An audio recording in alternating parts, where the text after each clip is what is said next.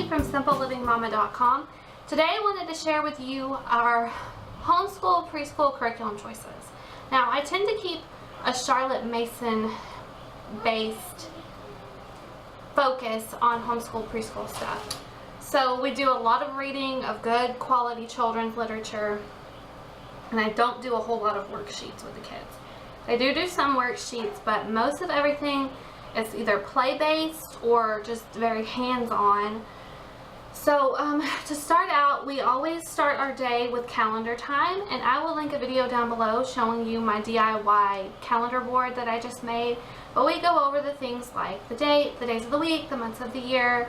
We talk about the time. We make the date with little coins. We do memory work, so it might be a poem, a nursery rhyme, or scripture. We choose virtues. So each day we talk about a different virtue. And of course we do the weather and all of that stuff. Say a little prayer. And then what I like to do is I either do a devotion or a Bible story. And I'll show you what we're using for our Bible story this year. This is very old. This was actually mine when I was a little girl. It's called The Children's Bible in 365 Stories. And I really loved this book when I was a kid, so now I'm reading it to my kids, and it just has nice little illustrations in it, and the stories are very simple and short and easy for children to understand. So that is what we are doing for Bible for the preschoolers. Nursery rhymes are coming from this book. It's called The Real Mother Goose. And I think christianbook.com has a prettier version of this. This one's not very pretty. But it just has all the different Mother Goose nursery rhymes in here. So we're going to memorize a few of those this year. For poetry, I have probably talked about this book a ton on my blog. But this is A Child's Garden of Verses, poems by Robert Louis Stevenson. This book is really gorgeous. It has the most gorgeous illustrations. And we love the poems. I love reading them to the kids, and they love listening to them. So that's what we're doing for poetry.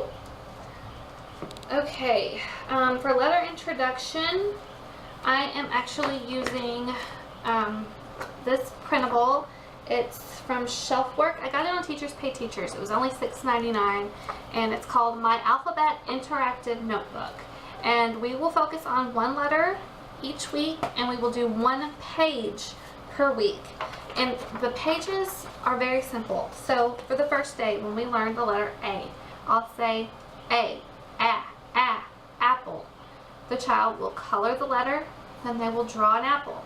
We will cut this out, and we will glue it into their little notebook. And I don't have it here, but it's just a little composition notebook that my preschoolers are keeping. So we will do one of these per day. The next day, I can find the letter A, so then they color the different letters, the different letter A's that are on the page. It's simple, it doesn't take a lot of time, but it's teaching them letter recognition and letter sound recognition. Okay, so that's what I'm doing for letter stuff.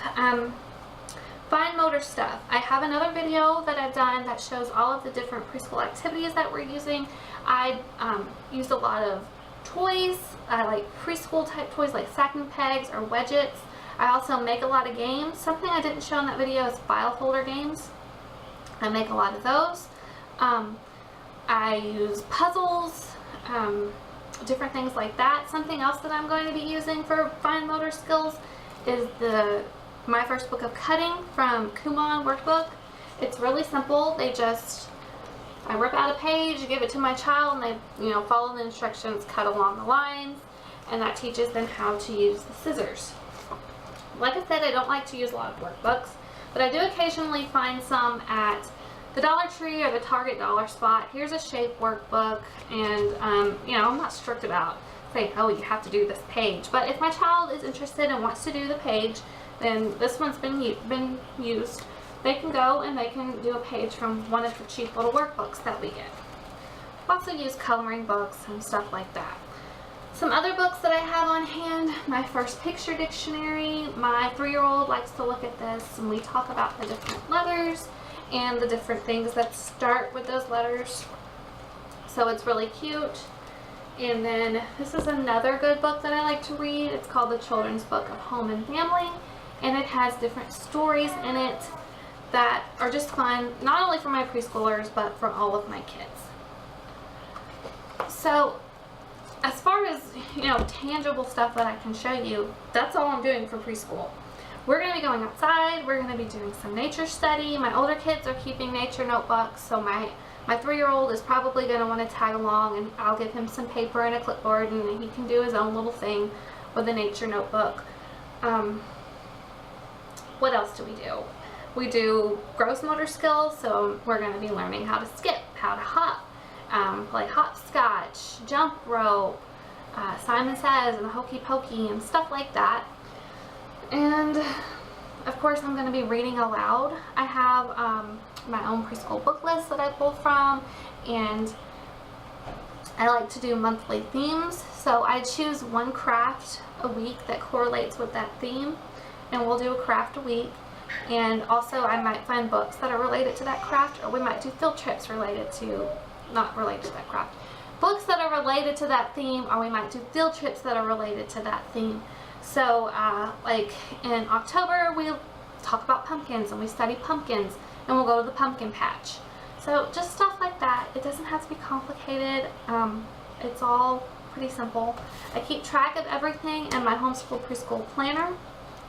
I use my weekly page to just write down the different things that I want to keep up with, like our memory work, what letter we're working on that week, and the crafts that we're doing, or if I want to write down what read aloud we're going to do, then I will write that down too. So yeah, keep preschool simple. It doesn't have to be complicated. Just introduce them to concepts. Don't expect your preschooler to learn how to read. There are preschoolers that will learn how to read while they're still in preschool, but most of them won't, and I don't really think parents should expect it. So that's my 2 cents about Homeschool Preschool. If you like this video and you want to see more, go ahead and hit that subscribe button, and I would appreciate a thumbs up too, and I will talk to you next time. Bye.